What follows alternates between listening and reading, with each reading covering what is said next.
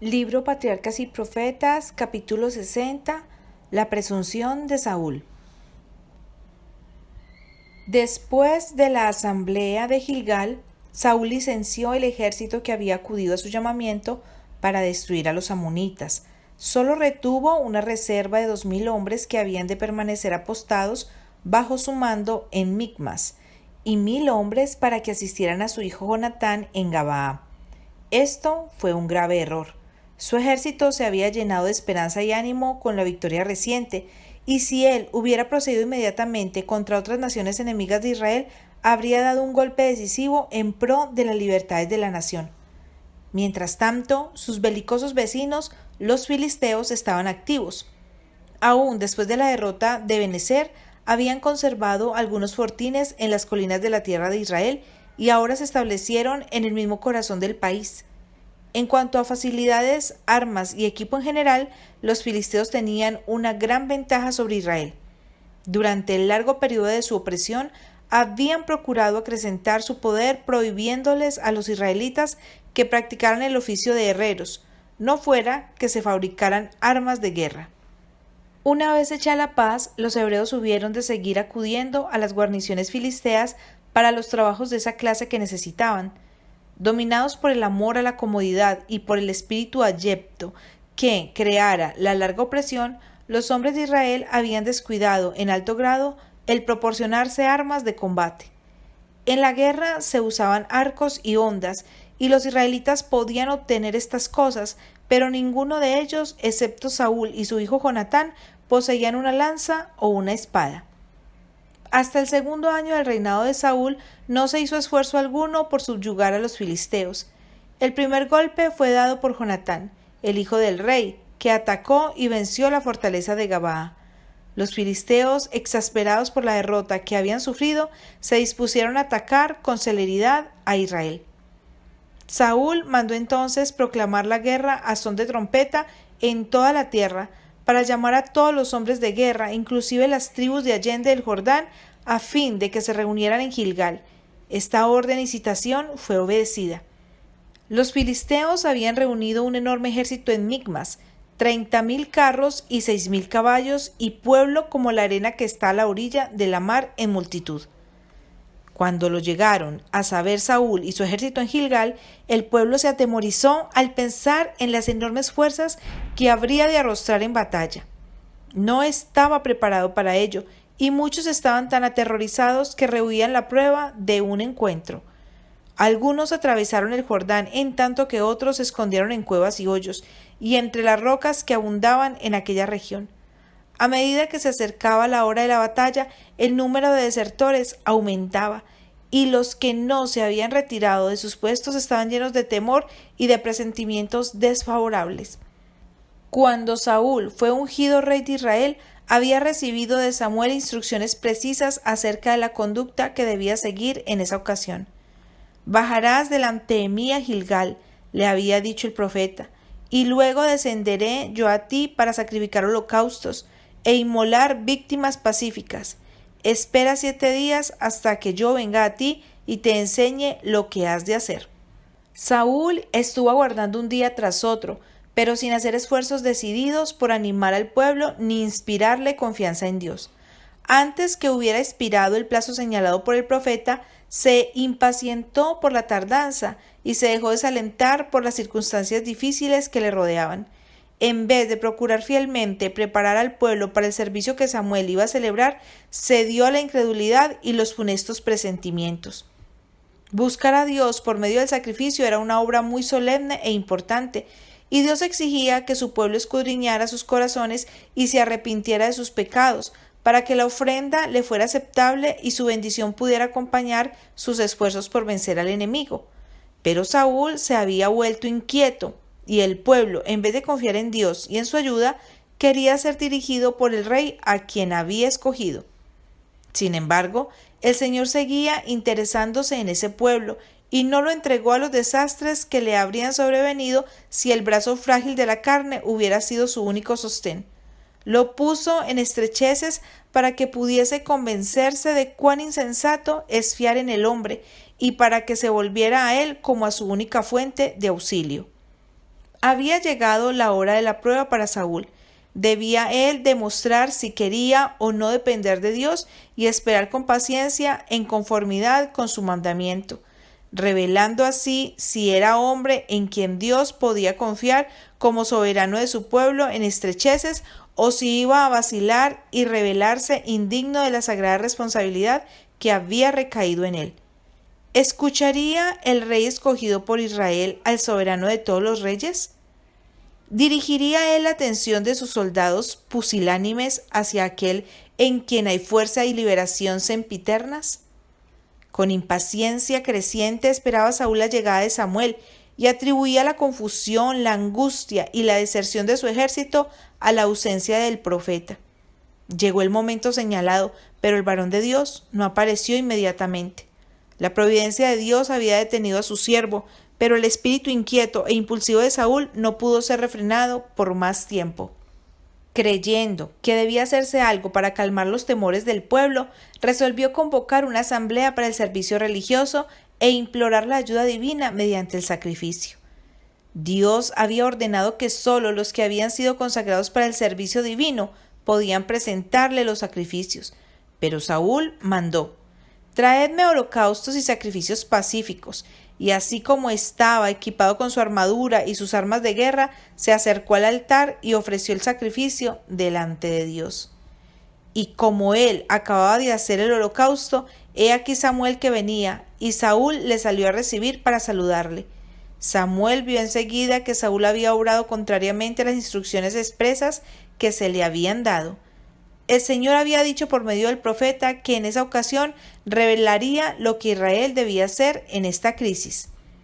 Si Saúl hubiera cumplido las condiciones bajo las cuales se prometió la ayuda divina, el Señor habría librado maravillosamente a Israel mediante los pocos que permanecieran fieles al rey. Pero Saúl estaba tan satisfecho de sí mismo y de su obra que fue al encuentro del profeta como quien merecía alabanza y no desaprobación.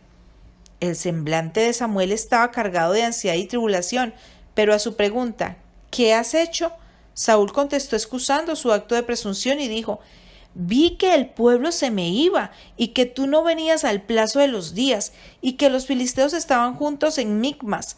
Me dije: los filisteos descenderán ahora contra mí a Gilgal y yo no he implorado el favor de Jehová. Esforcéme pues y ofrecí holocausto». Entonces Samuel dijo a Saúl: «Locamente has hecho. No guardaste el mandamiento de Jehová tu Dios que él te había intimado, porque ahora Jehová hubiera confirmado tu reino sobre Israel para siempre. Mas ahora tu reino no será durable.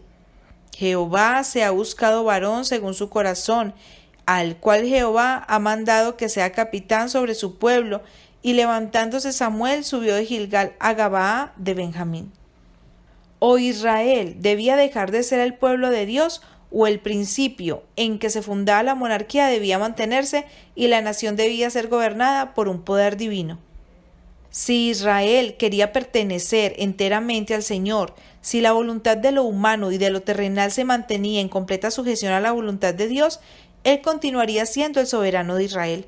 Sería Él su defensa mientras el rey y el pueblo se condujeran como subordinados a Dios. Pero ninguna monarquía podía prosperar en Israel si no reconocía en todas las cosas la autoridad suprema de Dios. Si en esta hora de prueba Saúl hubiera demostrado alguna consideración por los requerimientos divinos, el Señor podría haber realizado su voluntad por medio de él. Al fracasar entonces demostró que no era apto para desempeñar el cargo de vicegerente de Dios ante su pueblo. Más bien descarriaría a Israel. Su voluntad y no la voluntad de Dios sería el poder dominador. Si Saúl hubiera sido fiel, su reino se habría afirmado para siempre. Pero en vista de que había fracasado, el propósito de Dios debía ser alcanzado por medio de otro. El gobierno de Israel debía ser confiado a quien gobernara al pueblo de acuerdo con la voluntad del cielo. No sabemos cuáles son los grandes intereses que pueden hallarse en juego cuando Dios nos prueba. No hay seguridad excepto en la obediencia estricta a la palabra de Dios. Todas sus promesas se han hecho bajo una condición de fe y obediencia, y el no cumplir sus mandamientos impide que se cumplan para nosotros las abundantes provisiones de las Escrituras. No debemos seguir nuestros impulsos ni depender de los juicios de los hombres. Debemos mirar a la voluntad revelada de Dios y andar de acuerdo con sus mandamientos definitivos, cualesquiera que sean las circunstancias. Dios se hará cargo de los resultados. Mediante la fidelidad a su palabra, podemos demostrar en la hora de las pruebas, delante de los hombres y de los ángeles, que el Señor puede confiar en que aún en lugares difíciles cumpliremos su voluntad, honraremos su nombre y beneficiaremos a su pueblo. Saúl había perdido el favor de Dios y sin embargo no quería humillar su corazón con arrepentimiento. Lo que le faltaba en piedad verdadera quería suplirlo con su celo en las formas religiosas. Saúl no desconocía la derrota sufrida por Israel cuando el arca de Dios fue llevada al campamento por Ofni y Fines, y a pesar de esto resolvió mandar que trajeran el arca sagrada y al sacerdote que la atendía. Si por estos medios lograba inspirar confianza al pueblo, esperaba que podría reorganizar su ejército disperso y presentar batalla a los filisteos. Ya no necesitaría la presencia y el apoyo de Samuel, y así se libraría de la crítica y los reproches del profeta. El Espíritu Santo había sido otorgado a Saúl para iluminar su entendimiento y ablandar su corazón. Había recibido instrucciones fieles y reproches sinceros del profeta de Dios, y sin embargo, cuánta perversidad manifestaba. La historia del primer rey de Israel representa un triste ejemplo del poder de los malos hábitos adquiridos durante la primera parte de la vida. En su juventud, Saúl no había amado ni temido a Dios, y su espíritu impetuoso, que no había aprendido a someterse en temprana edad, estaba siempre dispuesto a rebelarse contra la autoridad divina. Los que en su juventud manifiestan una sagrada consideración por la voluntad de Dios y cumplen fielmente los deberes de su cargo, quedarán preparados para los servicios más elevados de la otra vida. Pero los hombres no pueden pervertir durante años las facultades que Dios les ha dado y luego, cuando decidan cambiar de conducta, encontrar estas facultades frescas y libres para seguir un camino opuesto. Los esfuerzos de Saúl para despertar al pueblo resultaron fútiles. Encontrando que sus fuerzas habían sido reducidas a 600 hombres, se fue de Gilgal y se retiró a la fortaleza de Gabaa, recién librada de filisteos. Estaba este baluarte en el borde meridional de un valle profundo y escarpado o desfiladero, a pocas millas al norte de Jerusalén. Al norte del mismo valle, en Micmas, acampaba el ejército filisteo y salían destacamentos en diferentes direcciones para saquear el país. Dios había permitido que las cosas culminaran en esa crisis para poder reprender la perversidad de Saúl y enseñar al pueblo una lección de humildad y de fe. A causa del pecado de presunción cometido por Saúl al presentar su sacrificio, el Señor no quiso darle el honor de vencer a los filisteos. Jonatán, el hijo del rey, hombre que temía al Señor, fue escogido como el instrumento que había de liberar a Israel. Movido por un impulso divino, propuso a su escudero que hicieran un ataque secreto contra el campamento del enemigo. Quizá, dijo él, hará Jehová por nosotros, que no es difícil a Jehová salvar con multitud o con poco número. El escudero, que también era hombre de fe y oración, le alentó en su plan, y juntos se retiraron secretamente del campamento, no fuese que sus propósitos encontraran oposición. Después de orar con fervor al guía de sus padres, convinieron en una señal por medio de la cual determinarían su modo de proceder. Luego, bajando a la garganta que separaba a los dos ejércitos, avanzaron en silencio a la sombra de la roca Pique y parcialmente ocultados por los montículos del valle. Al aproximarse al fuerte filisteo, fueron vistos por sus enemigos, quienes exclamaron en tono insultante: «He aquí los hebreos que salen de las cavernas en que se habían escondido», y los desafiaron diciéndoles: «Subid a nosotros y os haremos saber una cosa», con lo cual querían decir que castigarían a los dos israelitas por su atrevimiento. Este reto era la señal que Jonatán y su compañero habían convenido en aceptar como testimonio de que el Señor daría éxito a la empresa. Desapareciendo entonces de la vista de los filisteos y escogiendo un sendero secreto y difícil, los guerreros se dirigieron a la cumbre de una peña que había sido considerada inaccesible y que no estaba muy resguardada. Penetraron así en el campamento del enemigo y mataron a los centinelas que, abrumados por la sorpresa y el temor, no ofrecieron resistencia alguna. Los ángeles del cielo escudaron a Jonatán y a su acompañante, pelearon a su lado y los filisteos sucumbieron delante de ellos. La tierra tembló como si se aproximara una gran multitud de soldados a caballo y carros de guerra. Jonatán reconoció las muestras de ayuda divina y hasta los filisteos comprendieron que Dios obraba por el libramiento de Israel. Un gran temor se apoderó de la hueste enemiga, tanto en el campo de batalla como en la guarnición.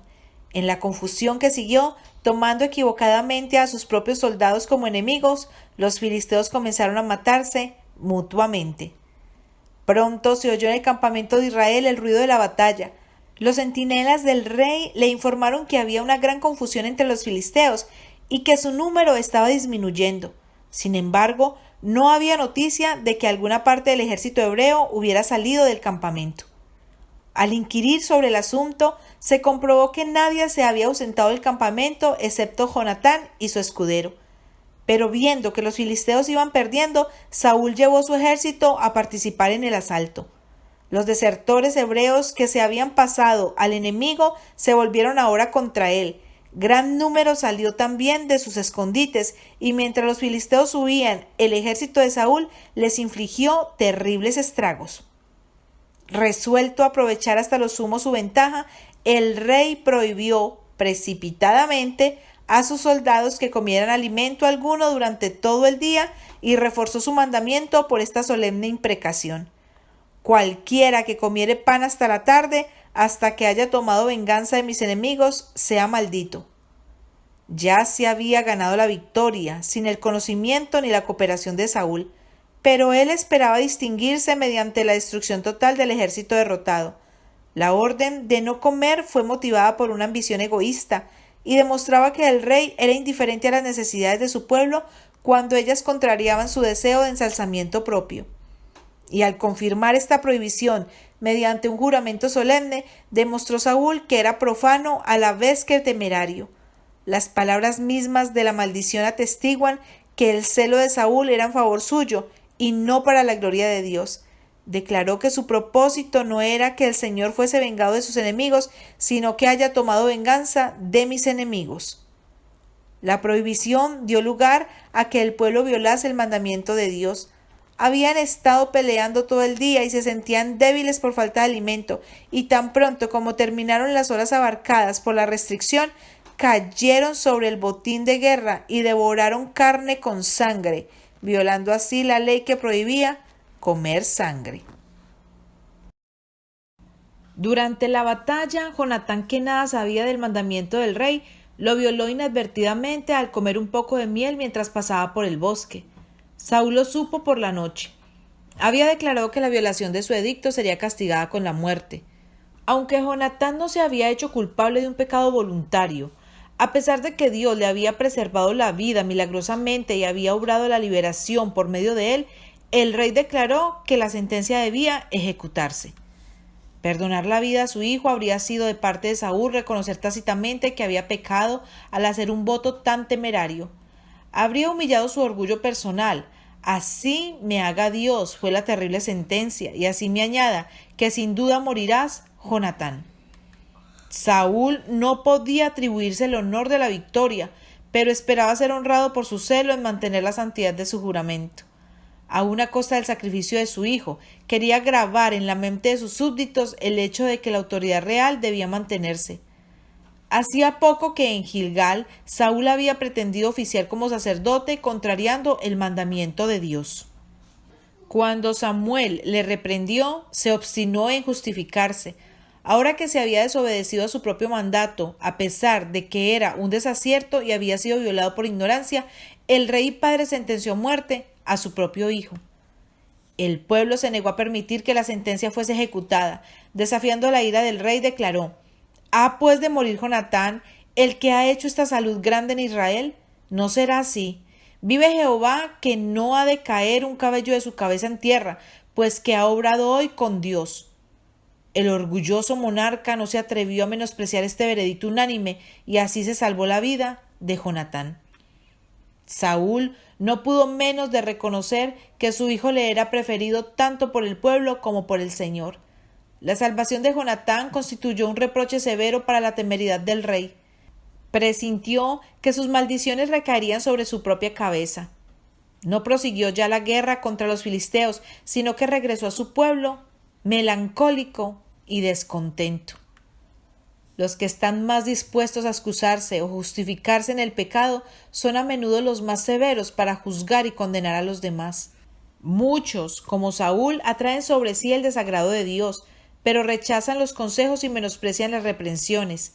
Aun cuando están convencidos de que el Señor no está con ellos, se niegan a ver en sí mismos la causa de su dificultad. Albergan un espíritu orgulloso y jactancioso, mientras se entregan a juzgar y reconvenir cruel y severamente a otros que son mejores que ellos. Sería bueno que cuantos se constituyen en jueces meditasen en estas palabras de Cristo. Con el juicio con que juzgáis, seréis juzgados, y con la medida con que medís, os volverán a medir. A menudo, los que procuran ensalzarse se ven puestos en situaciones que revelan su carácter. Así pasó en el caso de Saúl. Su conducta convenció al pueblo de que apreciaba el honor y la autoridad reales más que la justicia, la misericordia o la benevolencia. Así fue inducido a ver el error que había cometido al rechazar la forma de gobierno que Dios le había dado. El pueblo había renunciado al profeta piadoso, cuyas oraciones habían traído grandes bendiciones, por un rey que en su celo ciego había impetrado una maldición sobre ellos. Si los hombres de Israel no hubieran intervenido para salvar la vida de Jonatán, su libertador habría perecido por decreto del rey. ¿Con qué dudas y vacilaciones debe haber seguido aquel pueblo desde entonces la dirección de Saúl? Cuán amargo les habrá sido pensar que había sido colocado en el trono por decisión de ellos mismos. El Señor soporta por mucho tiempo los extravíos de los hombres y a todos les otorga la oportunidad de ver y abandonar sus pecados. Pero aun cuando parecería que hace prosperar a los que menosprecian su voluntad y pasan por alto sus advertencias, pondrá oportuna y seguramente de manifiesto la insensatez de ellos.